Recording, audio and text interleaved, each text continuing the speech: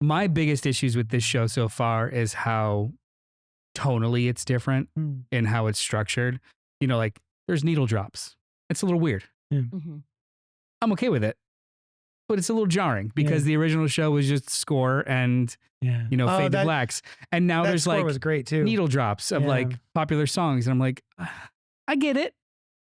They've got a bigger budget. Yeah. Before the show just kind of like, you know, when you would be binging through it, it would end and it would immediately start. Now the shows are structured with, there is always an end denouement scene of one of the characters staring out in the distance so they have time for the credits to roll. It's a completely structurally different kind of experience. That's kind of bothering me more than the cast right now. Cultpop! Did you guys see Smile or Smile 2? I saw the first one. Second one's better. Yeah. That's what I heard. Hey, what's up to our sidekicks and henchfolk out there in the Geek Nation? You're currently tuning into the Cultpop Podcast. It's one of the longest running pop culture and comic book podcasts in the world. Statistically, that's a correct statement. This is episode 117. It's actually long. It's actually more than that. But for this particular show, it's 117. If you're new here, welcome. It's a place where we talk about comics and TV and movies and the moral and legal ramifications of vigilantism. Vigilantism or vigilantism? It didn't autocorrect, so I actually believe that's the right word. Vigilantism. It's kind of like the anarchism kind of thing. Gotcha. Like where it's like some have extra whatever. And all the other things that scratch your nerdy little itches. Tonight we're broadcasting to you live from Young Junk HQ. Young Junk. a bomb-ass podcast production space in Philadelphia, PA. I was on the spot. I'm your host, JD of Johnny Destructo's Hero Complex, a rad-ass comic shop located at 4327 Main Street, Philadelphia, PA 19127. Come buy my stuff because you love me? I don't know if it should be like affection contingent or emotion. Transactional. Yeah. I will love you. There you go. If you buy my stuff. That's an ROI that's like measurable as opposed to like, because you love me. With me tonight is my favorite person, my soulmate, my partner in crime. But enough about Noel. Boom. Live in studio, actress and entrepreneur, previous co-host of the Cultpop Podcast, Sushan Lai. This is how we clap. Audio only. Wave. It's great. Audio only. You could hear it. Like that was her waving. Also, Noel. Noel's here. In the booth is our expert producer, Dylan. Hey, Dylan. If anyone's watching or listening, thank you. But if they want to know more about how to create a show here in Young Junk HQ, how do they do that? Well, how to is so simple. Look at the bottom of your screen, which you are so elegantly pointing to. Thank you. This is my elegant point. Or this is my aggressive. This is it's beautiful. Ooh, a little Vanna White there. Yeah. All right. Okay. And if you're listening, just elegant. Just not imagine. Puerile. Not. Anyway, you can just email me, Dylan@youngjunk.com. Super simple. Anyway. Oh, buddy. Don't tell him, Dylan. That's our secret. Oh, I guess that is Terry. Hi, Terry. Vicious Marshmallow on the chat. Tonight, we're going to be covering the first 3 episodes of Daredevil Born Again, Disney Plus's reboot/sequel to the critically acclaimed and highly regarded Netflix Daredevil series. But before we do that, we're going to talk about what we've been enjoying this past week and all that fun stuff in a segment I like to call What's Poppin'. A gentle reminder before we get rolling, if you're here live, feel free to comment, like, subscribe, click the bell notification, and do all that fun, nasty stuff so you know that when we're doing this fun, nasty stuff. Oh, I love a little back and forth as well, so email us at cultpopgo@gmail.com. We have no letters. I have... we got nothing. I have a something. Oh, you have a something? Very quickly. I love a something. So I wear this sweater a lot. It's like my new favorite sweater. And I was soft. I was told I was greeted with, what is that? By whomst? Just a person, an unnamed person, a random person. Okay. About 47? Yeah. It's not 47. It's 407. That's Nope. an O. Nope. But okay. Okay. Because 47 has a connotation that I don't want. Isn't Thank you. Oh, am I thinking of 42 or 40? What's the number of the universe? It's 42. That's 42. I was thinking that. 47, the 47th president. So they thought that. Ew! Yeah. So it's 407. Sorry. Yeah. That was a legit reaction. I'm sorry. Which was also my reaction as well. Yeah. This is my college alma mater. 407 is the area code in Orlando, Florida. And it's the Golden Knights. So it's a little knight head, like an armored knight, 407. So I just wanted to really clear that up very clearly. That is not an indication of the 47th anything, person, place, or thing. Was this person like, yeah, 47, baby? It was more of like a joke, like, you know what that looks like. And I was like, no, no, it doesn't. You went at all. You went to IKEA, put together a table just so you could flip it. Yeah. Yeah. I punched a lot of people. So, okay. Yeah, 407. It's a nice sweatshirt. 407. I hate it now, though. 407. It's Also 321. What? Those are the area codes in Orlando. Oh, thanks. Sorry. I'm the 215. I have college. Philly. I have mild college pride. Oh. Mild. I don't. Is it? Yeah. It took like 15 years. Mhm. When I was there, I didn't give a shit at all. Okay. You got Dylan showing his mild college pride. It's mild. It's pretty mild. It's like a little yeah. sissel of pride in some of the things that the college does do, but it happened like 15 years later of like, oh, that's kind of a cool logo. I went there. Oh, I'm not going to donate though. But go on. So anyway, we're going to move on to the next part of our show, which I lovingly call What's Poppin', wherein I asked my friends, lovers, wives, what was poppin' for them Plural? this week. Yeah. Should we get Renee on No, the Is line? this like The an one F that's Mary like- kill? Is this like an F Mary kill? Yep. Yeah. No. Yeah. What was poppin' for you this week, little brother? I went to the movies. Oh, I went to the films. I love those. Yeah, You went and I- saw your stories on the big screen? I went and saw my pictures. Mm-hmm. I had a little popcorn. It was a packed auditorium of 6 people. Oh. Yeah, it was like 6 or 7 I people. was going to say, It was like an afternoon. I can't remember the last time I was at a packed auditorium. I but went to a delightful afternoon matinee of Mickey 17. Huh. Yes, the new movie written and directed by Bong Joon-ho Yes. of Parasite, Host, Okja, Snowpiercer, And Mickey 17. Barking Dogs Don't Bite. Oh, I don't even know that one. Mother. It's just Yeah. all bangers. But yeah, this is the new movie with Robert Pattinson and Steven Yeun and Mark Ruffalo, Toni Collette, your girlfriend. Sure. I'll tell you. You know Don't what? you Yeah. like Toni Collette? Yes. Yeah. Yep. Everyone Tony. everyone that we talk about is connected to you somehow. Yes. Yeah. So Toni Collette, your girlfriend, the witch mom. This is a very weird movie. You guys I familiar? would've- Did you see the trailers for it? Yes. Yeah. Yes. It's very Trump coded. It's very like the basis of the movie is that Well, it's about an In a- idiot. no, it's more Trump coded. It's more than that, okay. Like Mark Ruffalo plays a failed politician who kind of becomes a bit of a cult leader and inspires thousands of people to join him in an excavation to inhabit a new planet. Oh. And they are all fervent, me first, Mm-hmm. literally wearing red caps. Oh, wow. Yeah. Okay. And And it's then- faith-based. It's culty questionable faith-based. science ethics. Also. Yes, very questionable science ethics. I have not seen it. But in the universe of the movie, cloning has been figured out, but it is outlawed on Earth, period, because of all the moral ramifications of it. But it is legal in space, not Sure. unlike the high seas. Wait, So shut up. Eddie Madison, happy birthday yesterday. oh, happy birthday, Eddie! Happy birthday Me to too. you. Okay, good.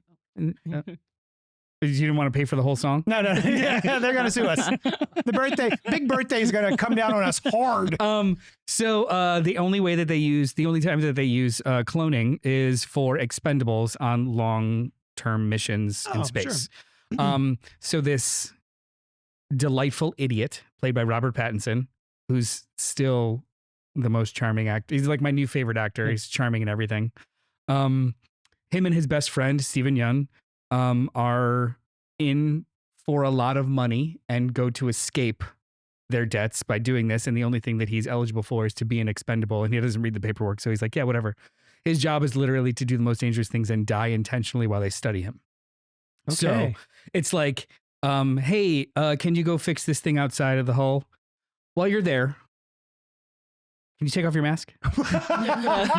We want to see how long it takes for the solar radiation. Don't forget to let us know when you go blind and when it starts to burn, like shit like that. Go out when they get to the planet, go outside and breathe it in. Just breathe in. If there's anything going on, breathe in. Yeah. And then, he dies of like nasty toxins, and they do it to him over and over again to create a vaccine. His job is to die constantly. Does he, when they resurrect him, does he remember his previous death? It's a whole thing of like constantly uploading and downloading, and he literally gets printed out. The way that they kind of because like as he gets like it does like a awesome. But it's all like the waste of the ship, like all of the food waste and the bio waste and dead bodies and everything of the ship just kind of gets put into a big old wet paste and then is used to reprint out. It's so wonderfully funny. Yeah. It is a really weird movie. Like a crazy weird movie that I ultimately like. It's the kind of funny where you're watching it for an hour and a half and no one is saying anything. Yeah. Because no one in the theater is reacting at all because they're like, what am I watching? What is this? And there's about an hour and a half in, Mickey, the 17th Mickey. I say. He is invited to go have dinner with the president, the leader, and his wife, which is Tony Collette and Mark Ruffalo. Yeah. They're having dinner. It's really, really awkward and weird. And he's doing his stupid thing and she's controlling him. And they go to do grace. And one of the other characters in the room is trying to say a prayer, but she's getting broken up. And they just start to like sing a hymnal that everyone knows the words to. And Mickey's just eating and like kind of half singing it. And you realize like, this is just a fucking farce. Yeah. And everyone in the theater started laughing. Oh, okay. Like that was the point where it was just like, oh, we all know what now we're in we for. know what this is. Yes. Yeah. Because it is such it's like a very, very pretty movie. It's a very smart movie, but it's so dumb and so on the nose at the same time that you're like, I don't know who I'd recommend this to. Right. Because they would expect something completely different and or they wouldn't have the patience to stick with it to kind of like keep going. Okay. But I liked it. My mom okay. went to see it. I haven't seen it yet. Whomst? My mom. Oh, whoa, okay. So my mom will pretty much see anything with the discount, with like the Tuesday discount. I mean, sure. And she like went in, she's like, I didn't think I was going to like it. I'm like, oh, that's a good reason to see a movie. Yeah. Spend your time that way. But she actually, I think for the most part, she's like, it was a little strange. I'm like, I bet it was for you. But so my mother, who didn't like Everything Everywhere All at Once, which I love. Yeah. So I'm like, oh, I don't know how this one's going to go for you. But like It's a much more straightforward movie than that. Yes. Like for sure. it like the movie is, it's basically like all of Bong Joon-ho's other movies in a blender. Yeah. Because it covers the same ground as Snowpiercer. It covers the same ground as Parasite. It's just like all done with this high concept sci-fi. Yeah. It also covers all the same stuff as Okja too, because there's a whole subplot of cattle and stuff. Just wild. Just a wild Bong movie. Joon-ho, I think I'm on again, off again with this fella. I really liked the last one. Parasite was amazing. I love Best Parasite. Picture. But like Okja, which dropped on Netflix out of nowhere, I was so excited. I was like, oh, here we go. And I think you liked it a lot more than I did. I found it to be a bit of a slog, and I think maybe it's the same problem where I could not figure out what the tone of that movie was supposed to be and what the object was supposed to be. It was like really dark, but also whimsical at the same time. And I had no idea how to like process that. Yes. The same thing with Host though. You guys have seen Host, right? The host with the... Yeah. Yeah, I like that. I haven't seen the tentacle monster. It's Sorry, really that's what that was. Good. Yeah. No, I got that. I know your sign language by this point. So. It's really, you would really like it because it's a monster movie on the surface, but it's actually just like a really, really weird family drama with an intellectually he's not disabled. He's just incredibly immature, an intellectually immature father having to like deal with finding his lost daughter. Yeah. So like not having the process skills across the board. And I think that's part of the thing, even when, when you're having trouble settling into the story, my ideal from studying like maybe like you and I have talked about this with screenplay writing, like if I can predict it early, it's not fun. I'm bored. I don't want to go on that ride anymore. But like I find them like less predictable, and so I'm more engaged. Sure. So that's part well, of it he for puts me, his movies in blenders too. So yeah, and it's you watch enough, you listen to enough songs, you watch enough movies, you can kind of hear the chord progression and like, this is I can find the rhyme patterns at this point. Yeah. I'm like, okay, I know this whole song now. So like we have a choice that either makes us more jaded or it makes us start to appreciate little things more. So like little things more being like, oh, in the corner of that scene, you kind of created this whole system and that's kind of cool with the world building. Or, oh, this is kind of, they're, the pins for their little group looks like a cult symbol that's familiar with this. Like just the little pieces that you kind of appreciate a little bit more. We're going to circle back on this, I think, this whole conversation again when we get into the Daredevil chat later. Speaking of chat, Eddie dropped us a like, dudes. Thank you. Live, Die, Repeat. Yes, that's the Tom Cruise. That is one of my all-time favorite sci-fi action movies. That's a good movie. I love Edge of Tomorrow, Live, Die, Repeat, whatever you want to call it. It's called Edge of Tomorrow. It's so goddamn good. I love that movie. And Alice is here. Hi, friends. Hi, Alice. We miss you. You're not here. Oh. That's not what I meant. We would love to add your energy to this amazing show already. Oh. So, hey, Sushan. My love. What was popping for you this week? I'm very much into I don't know. I think it dropped in mid-February, but No Taste Like Home on that's a Disney National Geographic project with Anthony Porowski from who was originally on Queer Eye. And it's so lovely. And I think what it does for me, he takes a celebrity on a genealogical journey through food, which I think is such a cool what a neat idea. And it's just it's one side for me such a nostalgia factor of not having gotten to go to Asia until like my later 30s and getting a whole side of my culture that I hadn't experienced before, but like the food, and I felt that but so much, and the food, it's so fun to see these celebrities make discoveries about things they didn't even know about their own families and have this amazing food journey. And it's just so lovely and wholesome in this time that is so stressful. And it's just my little Zen go-to right now. Yeah. Porowski takes famous guests on an international journey into their past through food in each episode. The reason I even was excited about this was because Florence Pugh showed up. She's on like the screenshot. She's on the ad. And I went, oh, Florence Pugh's here. Should we watch this? So yeah, the first episode was Florence Pugh. And then we had Awkwafina. And then this one was Justin Theroux. Yes. Yeah. And that's as far as I got so far. Yeah. 3 episodes.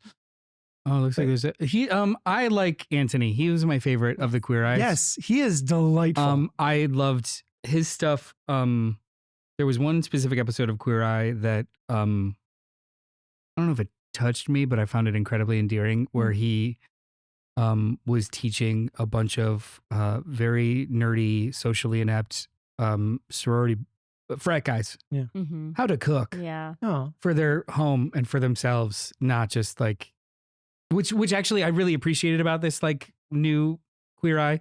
It was more expansive than just this straight white guy that's dumb. Yeah. Which was the original show. And this was like, no, a frat house, a lesbian couple that don't know how to like coordinate their stuff because it's their first home. Like it was more. Well, and also there's elements of like couples therapy that I've seen. And I've never watched the original Queer Eye. Trauma. It's just, it's like a, it's just like some of the most wholesome television right now. And I do watch that a lot as well, but like this just happens to be the newest one for me of like the things that I'm into. And also because we have a 4-year-old who did not adapt well to daylight savings, like we only have so much time. So like I will grasp onto the things that feel calm at this time. I'm calling an audible. I didn't put this in the notes, but I heard about this show on Max. I guess it's really popular. Bailing Out Loud. Have you seen the trailers for that? No. Has anybody seen it? It's a 21-year-old with extreme Tourette's. So I think back in 2020 or something like that, she became viral because somebody was filming her in a supermarket and posted it. Yeah. And she responded and then just started like recording herself doing things on a daily basis. She has like aggressive Tourette's. And then it's just follows her family of 6, her wanting to like move out, how she functions with her boyfriend and their family. Like her fits and her tics are so extreme at points where like she's not even allowed in the kitchen. Oh my kind God. of stuff. Oh, wow. Yeah, like it's not just like the vocal tics or the social tics. It's physical as danger well. yeah, tics. it's Danger like tics. she has OCD and Tourette's. Oh wow. So even when she will like have a tic attack or something, she has to do it in 3s. Like it is very complicated, but she's also very charming. I think that makes a lot of sense too, in that like when you have so much that's out of control, that like the nature of wanting Grab to like, anything you can in order Yeah. to like control it, even if it is the chaos. Yeah. Yeah. Yes. But so I would recommend this show, but I also wouldn't. So it feels not unlike, in a little bit, it feels not unlike Love on the Spectrum. With Love on the Spectrum, it's all just them talking and their perspective, and there's very minimal editing. This is like a TLC show that is highly edited, and they will create like fake drama in between cuts. Nope. So it's like Not you're for me. enjoying them talking and figuring out things, and then it'll be like one of those really, really terrible, like, and they tease a conversation and somebody walks off and it's music. Yeah. But then you find out when that actually happens, it's just like they were arguing about where to put the couch. Yeah. So it's like manipulative, but there's still like a net positive and just learning about Balin. So I'm on the fence with it, but it has made me feel just nice. Yeah. You know, like when she'll go to like conventions and stuff and people because there's really no community that's very prominent for people with Tourette's. with extreme Tourette's for the most part. Yeah. So I mean, it's an interesting watch. That is the number one thing that keeps me from enjoying most reality television show is the fabricated extended drama of like and just emotional manipulation. it drives me nuts. I know what it's for. Like I can call it out so it's not as bad, but like I could at least tell with instances of like this show, the people are not being manipulative. The editing is because like when the father is actually having a conversation with her boyfriend about what's going to happen and how I need you to help her, that's a real conversation. And those people are having a real moment. It's the stupid bumper sting at the end of it that I'm like, you didn't need that. Yeah. You didn't need that at all because there was enough. But anyway. Yeah. Very cool. Yeah. So No Taste Like Home on Disney Plus. Did you pop anything? I popped a thing. So actually you popped a thing first and then I followed suit. So you had messaged me to let me know something That I very, popped. very cool that you popped. Yeah. That you got in the mail. And I immediately was like, that's awesome. I love it. So I went and did the very same thing. So there was a gentleman on, he's on, should I? I think I found him. How'd you find him? So I'm on a bunch of my social media, like Reddit and Blue Sky is just like all comics and movies and physical media. Yeah. And somebody shared one of his art pieces and I was like, is that real? Mm-hmm. And they were like, oh yeah, here's the guy's Etsy page and he sells these for 20 a piece. Yes. So you shared that with me and I immediately went to his Etsy page. It's Brainbuster Video and he makes these art pieces, quote unquote art pieces. I brought some. Here's the one that Noel got. Yeah, I purchased a couple too. So I went and he's got a whole bunch on his Etsy. Which camera do you want? Oh yeah, where are we going?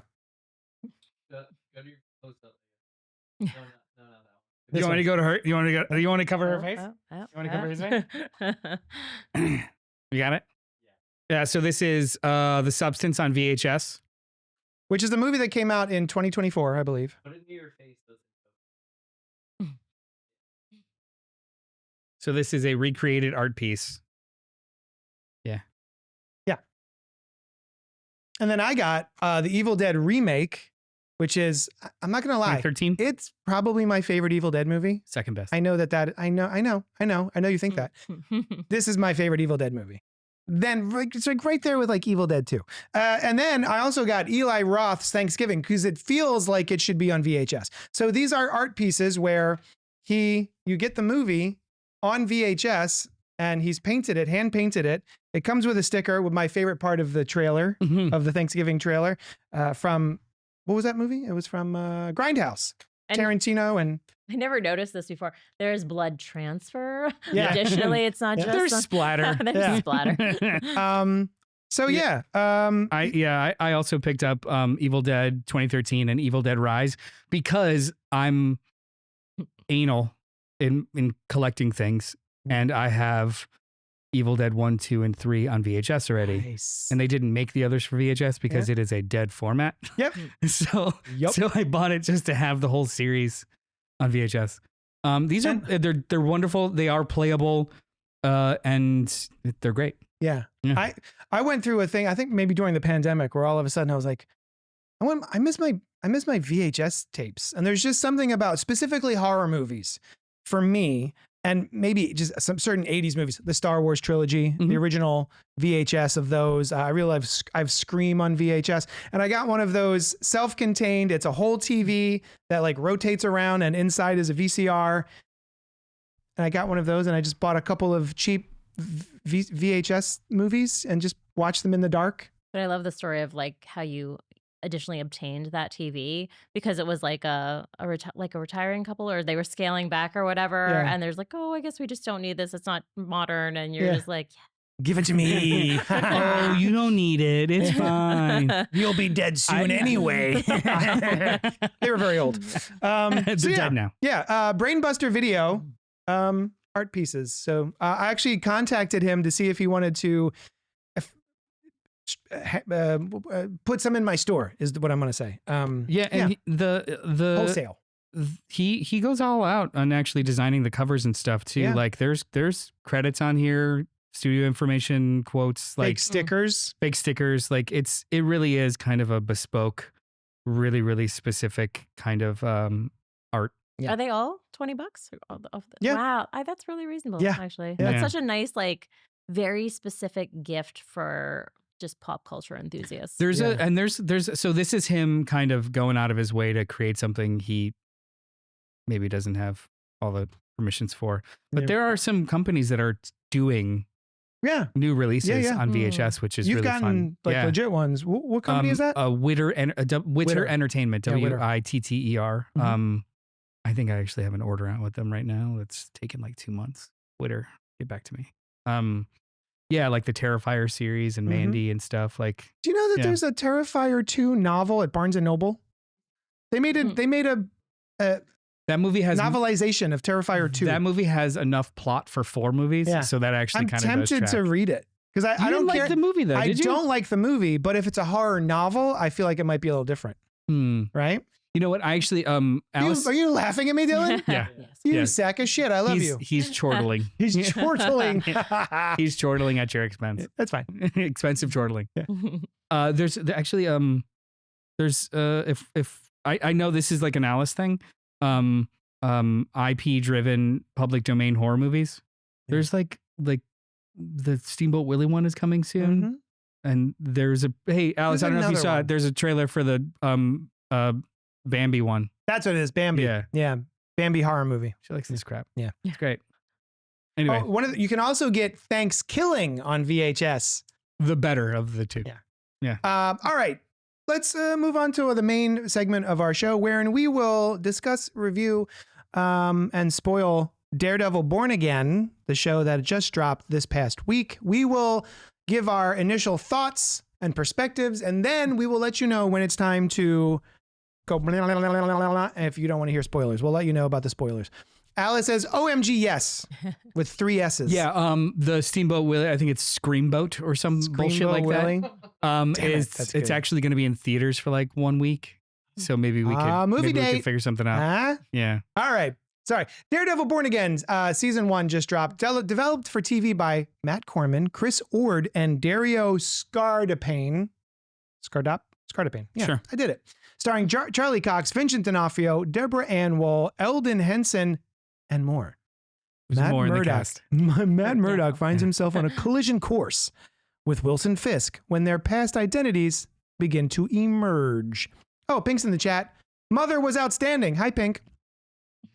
Episodes 1 to 3 Heaven's Half Hour, Optics, and Hollow of His Hand. There's a 9-episode season, and season 2 is already in production for 8 episodes.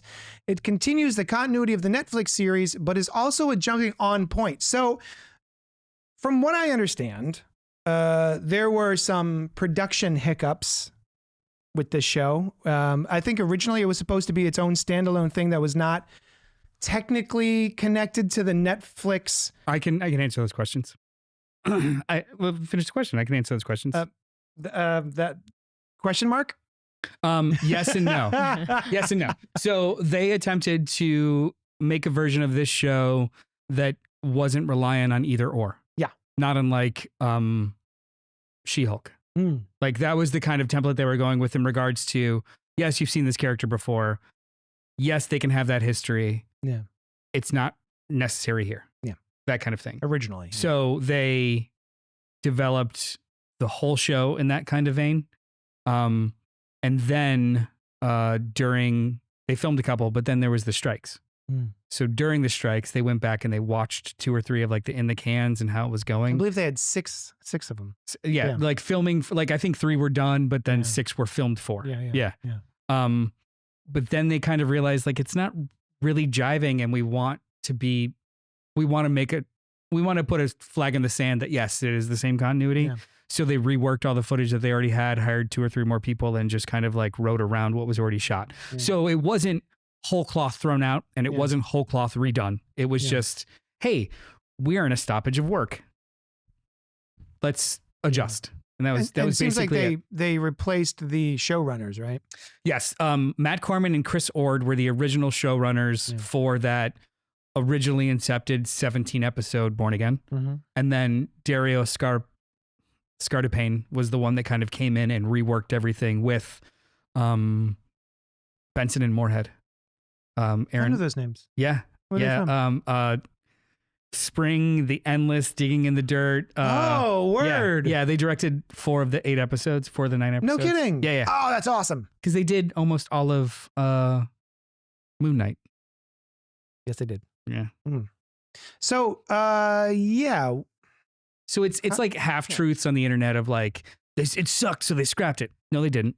Yeah. They wanted a different show after like they had events gave them the opportunity to pause and look. Yeah. And they were like, oh shit, we should do something else. Yeah, they wanted to make it a little bit darker like the original series was, and they wanted to include some of the characters that are from that series.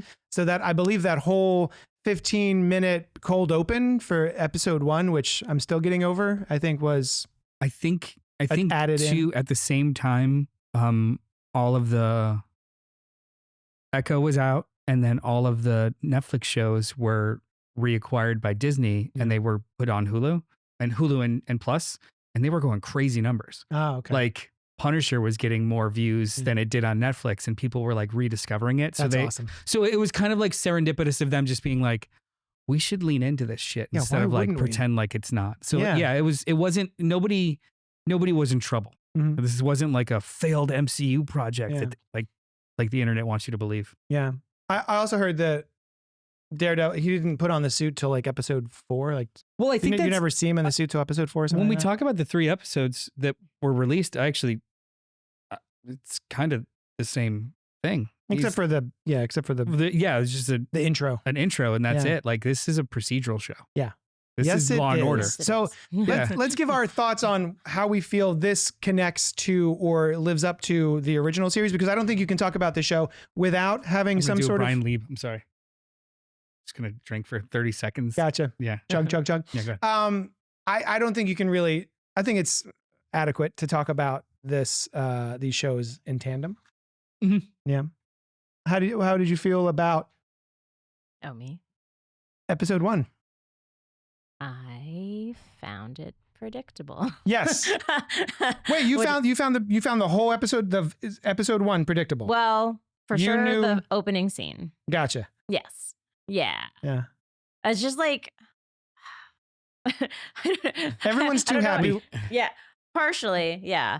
And just like Yeah. Well, yeah. The sense of foreboding when everybody's too happy. Yeah. Like, and you're just like waiting for the thing to happen. Yeah. But yeah, a lot of it, like, because like the whole idea, well, partially from the title, the whole idea of being reborn, it's like, oh, what major thing is going to happen to like shut everything down? And which is like, yeah, you need to make the story happen somehow. Yeah. But, yeah.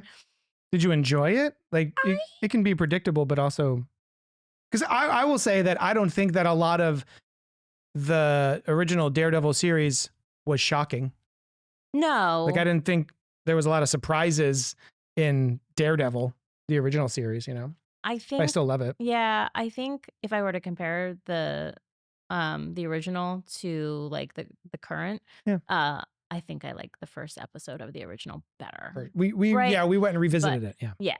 I'm still in it. I still want to know what happens. But from just the storytelling perspective, I just Pink said it's okay to not like something, Sushan. Yeah. Oh no. You don't have to be nice. I for sure don't like plenty of things. But no, I want to give it a fair chance. Don't accuse me of not voicing my concerns all the time. She's a hater. She hates a lot of things. No, I'm kidding.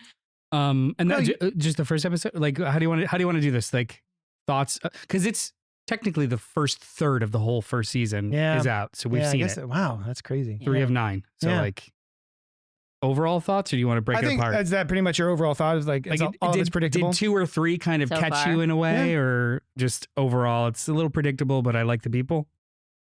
Yep. Yeah. I just, I can feel the formula. And we had talked about it earlier, just like kind of, I'm hoping for the big unveiling, unleashing, because they've tied the hands of like everybody's action at this point. It's like, ooh, and like I hope that's building an appropriate amount of anticipation, but I'm not sure because everything has been so predictable. So, what did you think? I'm in on it. I think it's a lot of fun.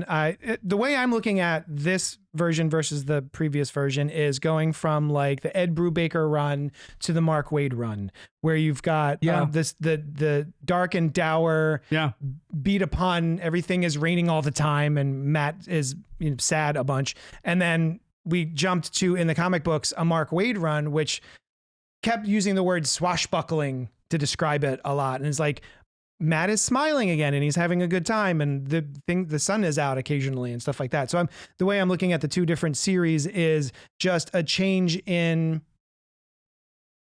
comics that happen every time there's a new creator team move. Creative team. You know what though too, even in that run, and so far in the show it's kind of rolling that way, the darkness does creep in and you kind of find out that it's something that Matt can't sustain. Yeah. And that's so it feels a lot happening. Like the Mark Waid run, which I really liked. So I'm enjoying it. I will agree that it is extremely predictable, although I was a little flabbergasted by the first 10 minutes of the first episode. I knew something was, okay, so everyone's trotting along, doop-a-doop, we're all friends, we're skipping down the yellow brick road. Should we go to spoilers yet? Well, you didn't give your thoughts yet, but like something big happens. And so I was like, where you said, clearly something bad is going to happen, I went, oh, well, it's a Disney show, so maybe they're just like playing up the cutesy aspects of this. Disney created Bambi. It's true. I reject that premise. Disney has a lot of fucked up things in a lot of ways. I mean, we keep dancing at like something bad happens, so it's like really a spoiler at this point. I think that I like it. I like the show. But it's structurally completely different than the original show. Yes. The original show, for better or worse, was a bingeable show. It was serialized. This is episodic. And those are 2 totally different things. They're they're written differently, they're structured differently. With the original show, 3 or 4 episodes was kind of like one arc for a thing. This is a weekly segmented show. It's got a couple of threads in between, but it is one episode. So it's written 3 acts for 45 minutes to an hour, like a Law and Order episode. Yeah. For better or worse. And I don't dislike that, but when you compare the 2, it's different experience. Agreed. it still has cursing, it still has extreme violence, it still has like those moments, but it's a procedural. Yeah. He's got a private investigator that helps him with cases, and he's in the courtroom for half the time. It is a procedural show, and I think that might shock some people. Yeah. Yeah. I enjoy the procedural elements of it, but like we were talking about earlier with episode 3, she again was like, it was completely predictable, and I was like, yeah, every procedural courtroom drama is predictable. There's rarely like a gasp, what, kind of reveal in a courtroom drama. I didn't think. I knew you got the sense that something bad was going to happen. You just didn't know where it was going to happen, and that's ABC television. Yeah. 9 o'clock hour. A little piece that's taking me out of the story in that, okay, so a year ago they were in Hell's Kitchen. Yeah. And then he's in a year. How many cases, for the type of cases that they like to take, how many cases are they like doing to do that much better? And I'm like, well, this is posh all of a sudden. Because he piggybacked off of McDuffie. Yeah. She was already a prosecutor. Okay. He joined her. Yeah, he joined her and then became a partner. Yeah. Okay. And but you know what? It does make sense though, because in the comics, this transition, he completely relocated to San Francisco. Yeah. To like join another firm to like change his life. And in the show, I guess it's somebody else that moved to San Francisco. Yeah. So we don't have to see them for a while. Yeah. Yeah. All right, so those are our thoughts. I'm still enjoying the show. I don't think it's bad, but it is different. The vibes are very different. So I still recommend it. If you like the original show, give this a shot. Yeah, and also too, like there's a couple of plot threads that they've introduced that I think I'm excited to see come to fruition. Even though I read comics and I know exactly how they're going to come to fruition, but it'll still be emotionally rewarding. Yeah, hopefully. For me. Yeah. Do you recommend the show? I do. Okay. Yeah. All right, we're going to get into spoilers for Daredevil Born Again right now. Foggy's dead. How could they do it? Breathe for a second. How could they do it? Oh, poor Foggy. Although, here's my problem with the show. My major concern with this show is Foggy and Karen are the reasons, besides Matt, that I enjoy the Daredevil show. I like watching those actors. I like watching their interactions. I like their friendship. I like everything that happens with those 3 characters. And now they're gone. I had heard, oh my God, they haven't been cast. They're not coming back for the show. That sucks. I don't know how I'm going to feel about it. And then when the show started, I was like, oh my God, there they are. It's great. Oh, okay. One's dead and one went to San Francisco. Why? What was the point of this? And now he just has an entirely different cast of side characters that I don't particularly care about yet. I don't care about his new love interest. I don't find her to be charming or interesting at all in the slightest so far. I think she's fine, but she's no Karen. I'd much rather be seeing their interactions. So I'm not sure why we've done this other than the insecurity of, well, we wanted to make this be a standalone thing that doesn't really connect to the original show, but then whoops, we're going to make it connect to the original show. So I guess we should have those characters in. So I guess we should write them in and then kill one and then move the other one. It feels very strange that way. I think also part of the challenge with it is having something to compare it to, and that original casting from the introduction of every character, they had such good chemistry. Yeah. And that does not exist. Yeah, not yet. So, not yet. But it was immediate. Yes. In the first series for me. Let them cook. Sure. Only because oftentimes we get to examine the space left by more than anything else. So Matt's putting on a face and they're out there somewhere. I also don't think Foggy's gone. Yeah. Comic books, baby. Yeah, comic books, baby. They rebuilt him. Oh, sorry, Pink. So Karen's alive. Karen's fine. Everything's fine. Foggy's not. No. It's an ongoing plot right now about what actually, like, who was responsible for Foggy and blah, blah, blah. I also don't think he's dead, but even if he is, it's okay. Like, I'm gonna go on IMDb and flip through. Yeah. What episodes are you on? How many episodes are you on, buddy? Robert Monroe Jr. is in the chat. When it was revealed that Foggy and Karen wouldn't be on the show, fans complained. So they brought them back just to kill Foggy and send Karen to San Francisco. That put a bad taste in my mouth. Robert Monroe, I respect you, but I also don't think fans need to or have the right to control a creative process. roll with it or don't. I don't necessarily subscribe to people complaining about a product before it comes out in order to sway something in one direction or the other. If it's not good, it's not good. If you liked it, you liked it. I think that this is all a part of the plan, to be completely honest with you. Yes, I do. They weren't going to bring those characters back right away, and they weren't there. But then they did, and then they brought them off the table because clearly the story they want to tell is Matt without his support system. Yeah. And maybe they will come back in at certain points, either in flashback or physically.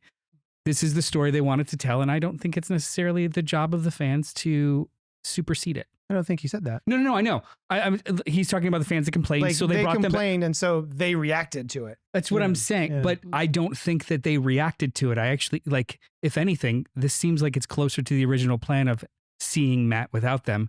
They just went a different way around it with creating a new intro and then hiring them for later, because they've blatantly said that both Foggy and Karen are going to be a part of season 2. Oh, yes, I've said that recently. Yeah. Yeah. So like, I'm not really worried about, if anything, I want to see how it all comes together. Not necessarily, this is not what I signed up for. You know what I mean? And I do see that conversation happening a lot. Not that that's what you said, Robert. It's just, it triggered that response because that is happening online where people are like, they didn't give me what I wanted exactly how I wanted it. Like, shut up. I mean, that's a constant. Let them cook. That's a constant problem. That's what I mean. Yeah.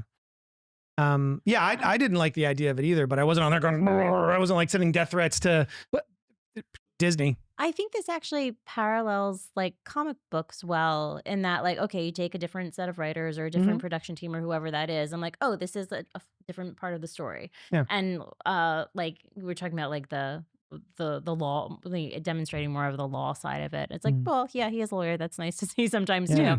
But so I'm kind of excited for that part because I like, different views of the same story. But I'm still. It's hard to miss what you missed though. Right. Like, right. Yeah. I don't mean to like push against that. Like I've really missed that original makeup. Yeah. But I'm not, it's still available for me and I'm not so like indebted to it that I'm not going to see that. My biggest issues with this show so far is how tonally it's different in how it's structured. Like there's needle drops. It's a little weird. Yeah. I'm okay with it, but it's a little jarring because the original show was just score and, fade to blacks. And now there's like was great too. Needle drops of like popular songs. And I'm like, I get it. They've got a bigger budget. Yeah. Like before the show just kind of like, when you would be binging through it, it would end and it would immediately start. Now the shows are structured with, there is always an end denouement scene of one of the characters staring out in the distance so they have time for the credits to roll. It's a completely structurally different kind of experience. That's kind of bothering me more than the cast right now. Sure. But I am loving the whole dirty cop subplot. Yeah. The tattoos. So cool. Yeah. So I'm glad that they're cool. touching upon that whole real life element. So cool. Yeah, with Frank. I'm very excited about that subplot. And yes, there have been Foggy's been part of the DD history from the beginning. Hopefully Foggy isn't really dead. There's literally comic runs where he's not really dead, but he's dead, but he's not really dead, but he's dead. So if they want to bring cancer, they want to bring him back, they can. Yeah. And we heard his heartbit stop. That's it. Yeah. There's also that scene. that was a great scene. That scene's always going to stick with me. Basically, you've got Foggy on the ground. Karen is holding his chest, trying to stop the bleeding, and Daredevil and Poindexter are up on the roof, and she hears a thud behind her, and it didn't occur to me until her turn. Like, she has a reaction, but I thought her reaction was still about Foggy. I didn't realize she heard the thump, and she does this. She doesn't want to turn around because she thinks she heard Matt land on the ground. And when she finds out that it's Poindexter, what a scene. Sam was like, how did he live? I was like, well, you see, at the end of the third season, they reconstituted his spine with vibranium. I was like, whatever. Whatever. Pink says, we haven't finished the original series yet, and we'll do that before watching the new. My only concern is that they're going to lean into the Catholic thing in a cringe way. I will say so far there has been 5% Catholic thing. Where are you in the original series? Because season 3 has got a really big Catholic subplot. Yeah, but whatever. It's good. Does she mean that they're going to lean into the Catholic thing in the Disney way in a cringe think so. thing? Yeah. So far, there hasn't been hardly any of it. Some people have been complaining that there isn't enough of his religion in the show. There are no sacred cows to me in Daredevil. I kind of feel the same way. I mean, I miss Foggy already. Yeah. He's my favorite character. I just love. It's not even Karen. It's not the character of Karen. It's Deborah Ann Woll playing Karen that I find so charming, and like her relationships with both Foggy and Matt, and just the three of them together have such actorly chemistry that like I don't particularly care about Karen, the character from the comic books. She's been dead since the 80s. Don't care. That's not true. She's been dead since late 90s. Kevin Smith's run. I think it was like 98, 99. So yeah, it's really just the actors doing their thing. And like knowing what we know too about the production, I mean, they might have already filmed all this before they restructured the show. So those characters don't have a place to play yet. Right. Do you know what I mean? Like if they filmed half of the season before they restructured, yeah, they have to have a story reason for Karen to go away for 3 to 4 episodes. And they have to have a story reason for this person to not be available for a little while. Like it's cool. I dreaded watching comic storylines play out with Karen, honestly, says Pink. Yeah. In the show, when I was talking earlier, there was not a lot of surprises. The most stressful parts of the entire Daredevil series from Netflix, each one involved Karen and me going, oh my God, they're going to kill her. Oh my God, they're going to kill her. They're going to kill her. There's that scene where she's there with Wesley. Is that his name, Wesley? Yeah. Kingpin's like... His best man. His best man at the table. I'm like, oh my God, she's going to die. She's going to die. I'm not ready for this. So yeah. That makes so much more sense because you never told me until the start of the new series that she's been dead for a long time. And I'm like, why are you so why are you so nervous? Bullseye, I just love her so much. Bullseye kills her like in issue 1 of in a church. Yeah. Also too, Karen Page is like the most fridged character in history. Like she was a drug addict, then she was a prostitute, then she was murdered. Porn.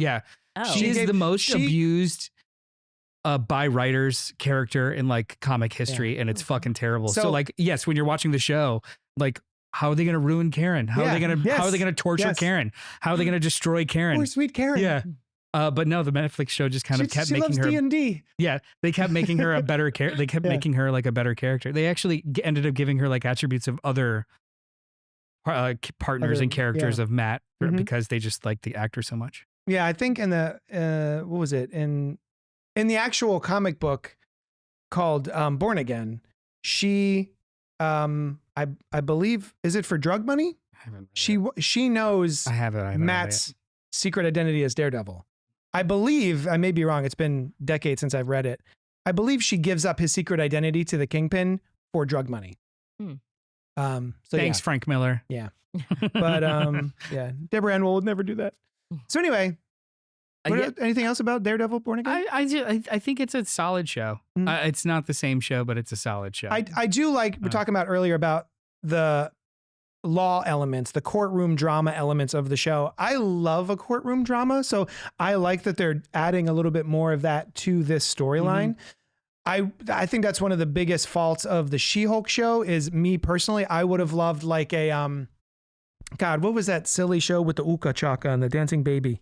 Oh, Ally McBeal. Ally McBeal. I was expecting more Ally McBeal than what we got, and there's not a lot of actual courtroom stuff in She-Hulk, even though she's a lawyer.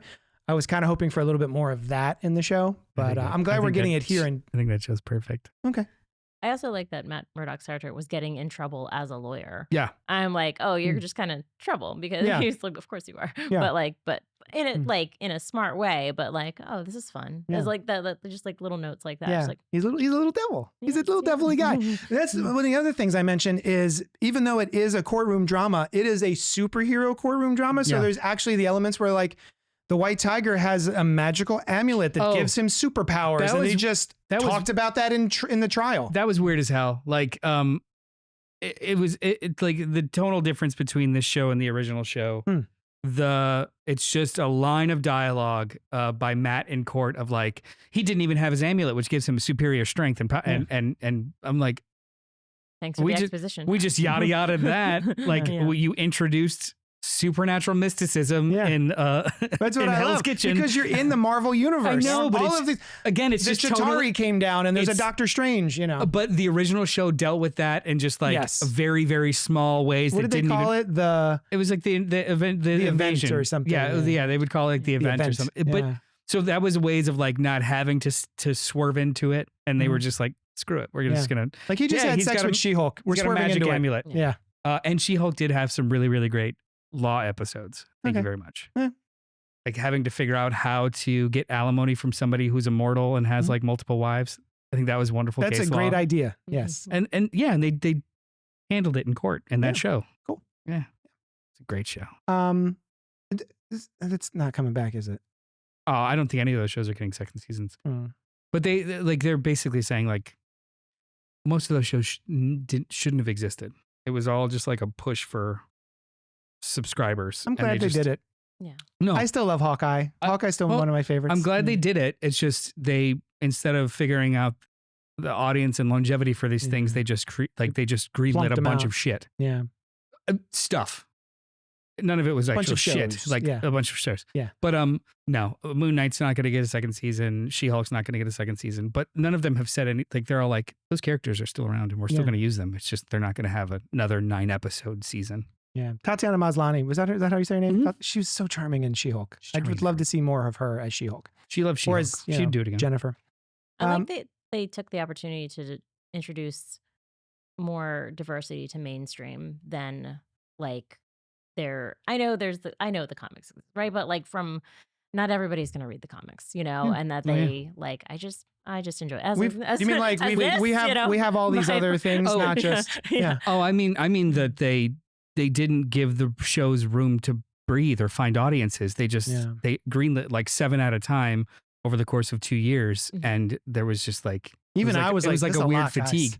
Right. Because a lot of shows, they were excellent. But they're still on there and people are still discovering them. And still discovering them. Right. Yeah. And like, you know, if you like one, I rate them like for where my personal preference of. What's your favorite? What was your favorite? I think Loki. Loki. Yeah. Both seasons or just like 1 over 2 or? I think 2. 2. Better. Yeah. Nice. All right. It's like a bottle episode season. That's is it Hawkeye? Might be Hawkeye. Talk about Hawkeye. The thing I love the most about Hawkeye is that it's rewatchable because it's a Christmas show and Christmas rolls around and I go, I can put on Hawkeye at the shop because it's Christmas time. And I love both of those characters are so charming. Yeah. I really like. And I've put on She-Hulk multiple times too in the shop. Put on Ms. Marvel at the shop too. Oh, Miss Marvel we watch a lot too. Damn it. And just like I don't think any of them there's something about like especially in the shop and especially on a weekend when the teenagers are in, like it's a good energy to have in the shop all the time. It's like never a show that you put on the back of it and you have to worry about in any way. That's true. So. Agatha's great. Oh my God, that was good. Yeah. That was good. That was really good. I like Falcon more than I don't. I think I don't like Falcon more than I do. The speaking of charm, I love the two concept. Of them hanging out. That's what I'm there for. Is like their bro. I loved 90% of it, and then it just had a whack ending. But like such a good idea of like refugees that were blipped away and blipped and then such landed. A good idea. Yeah. Awesome idea. I liked Moon Knight a lot. That I think had a fumbled ending. WandaVision was fun. I think my least favorite one at this point is Secret Invasion. Yeah. It had such promise in my head. Even Echo was pretty dope. Oh, Echo was pretty good. Dope. Yeah, I like Echo. There's no like net bad at all. No. I just think it all came out way too fast. Yeah. Like, and none of them had enough time. They had no plan and no time. They were just literally greenlit 5 or 6 shows to get subscribers and had no plan. Yeah. Yeah. All right. Miss Marvel's so good. Anything else? Yeah, Iron Fist is the best. Actually, I think we just figured that out.